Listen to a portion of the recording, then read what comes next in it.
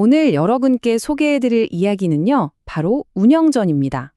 조선시대를 배경으로 한 아주 애절한 사랑 이야기인데요. 배경이 어디냐면 바로 굳게 닫힌 궁궐안이에요. 그런데 이 이야기가 더 특별한 이유가 뭔지 아세요? 이 모든 걸 우리한테 들려주는 사람이 바로 유령이라는 겁니다.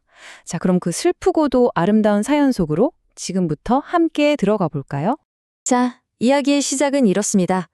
유영이라는 한 선비가 있었어요.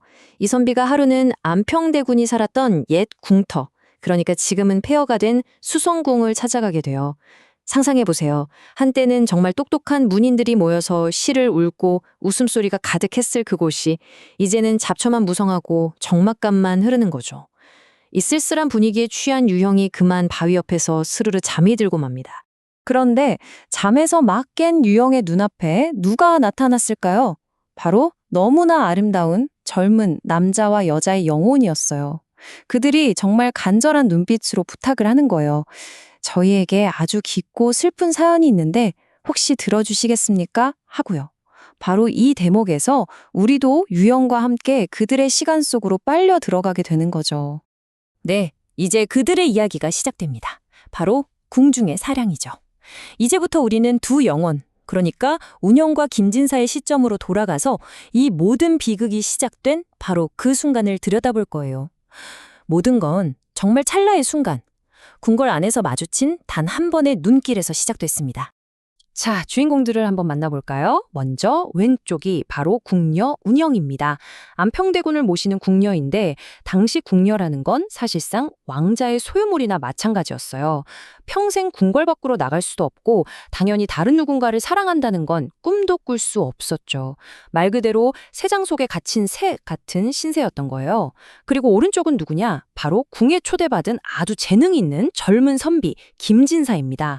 이 두 사람이 처음 만난 그 자리에서 정말 딱 한 번 눈이 마주쳤는데 거기서 불꽃이 튄 겁니다.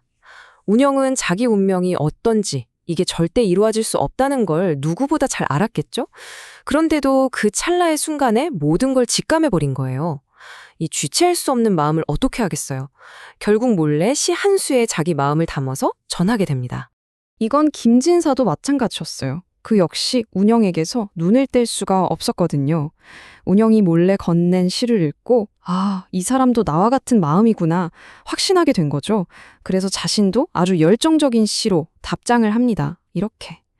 두 사람의 정말 위험한 사랑이 걷잡을 수 없이 시작되고 만 거죠. 자, 두 번째 이야기입니다. 비밀스럽고 위험한 만남. 이게 얼마나 위험했냐면요. 당시 궁녀가 사랑을 한다는 건 그냥 혼나는 수준이 아니었어요. 발각되면 바로 죽음으로 다스리는 중죄였습니다. 그러니까 이 둘의 만남은 그냥 연애가 아니라 그 억압적인 시대의 금기를 깨는 정말 목숨을 건 모험이나 마찬가지였던 거죠. 그래서 두 사람은 함께 있기 위해서 정말 치밀하고 대담한 계획을 세웁니다. 마치 첩보작전 같죠? 먼저 무녀를 섭외해서 비밀 편지를 주고받는 연락책으로 삼고요. 하인 중에 특이라는 사람이 있었는데 이 사람이 담을 넘을 수 있는 특수 사다리를 만들어줘요. 그럼 김진사가 매일 밤 그 사다리를 타고 높은 궁궐 담을 넘어서 운영을 만나러 가는 겁니다. 그리고는 동이 트기 전, 새벽닭이 울기 전에 서둘러 빠져나와야만 했죠. 세상에 이런 아슬아슬한 만남이 무려 5년이나 계속됩니다. 대단하죠? 하지만 한번 생각해 보세요. 그 5년 동안 얼마나 마음을 졸였을까요? 마치 궁궐에 하얗게 눈이 내렸는데 그 위로 발자국이 남는 것처럼. 아무리 감추려고 해도 사랑의 흔적은 남기 마련이잖아요. 언젠가는 들킬 거라는 그 불안감과 긴장감이 항상 이들을 짓눌렀을 겁니다. 그리고 이제 세 번째 장, 배신과 비극입니다. 그렇게 조심스럽게 아슬아슬하게 쌓아 올렸던 둘만의 비밀스러운 세계가 결국 무너지기 시작합니다. 사랑을 지키려고 했던 그 모든 노력이 한순간에 물거품이 되어버리는 비극의 시작을 알리는 순간이죠. 그런데 그 비극이 어디서 시작됐는지 아세요? 정말 믿었던 가장 가까운 곳에서 시작됩니다. 바로 그들을 돕던 하인 특. 이 사람이 두 사람의 사랑이 아니라 그들이 비밀 만남을 위해 모아둔 재물에 눈독을 들이기 시작한 거예요. 결국 이 사람의 탐욕이 이 애틋한 사랑을 파멸로 이끌게 되는 결정적인 역할을 하고 맙니다. 자, 이제 감정적으로 가장 격해지는 순간입니다. 안평대군이 보기에 운영이 요즘 들어 부쩍 슬퍼 보이고 또 우연히 그녀가 쓴 시를 보게 되는데 뭔가 이상한 낌새를 눈치챈 거죠. 결국 대군이 운영을 불러서 매섭게 추궁하기 시작하고 모든 비밀이 들통나고 맙니다. 그 서슬퍼런 안평대군의 분노 앞에서 운영은 이제 모든 게 끝났구나 하고 체념하게 됩니다. 모든 게 들통나고 나서 운영이 김진사에게 마지막 편지를 남기는데요. 거기에 이런 구절이 있어요. 이별을 이야기하면서도 혹시 하늘이 정해준 우리 인연이 아직 끊어지지 않았다면 저 세상에서는 꼭 다시 만나자는 그런 실낙 같은 희망을 담고 있어서 마음이 더 아파오는 부분입니다. 결국 운영은 안평대군의 처벌을 받고 이 사랑이 더럽혀지는 걸 기다리는 대신에 스스로 목숨을 끊는 길을 선택합니다. 평생을 자기 의지대로 살 수 없었잖아요.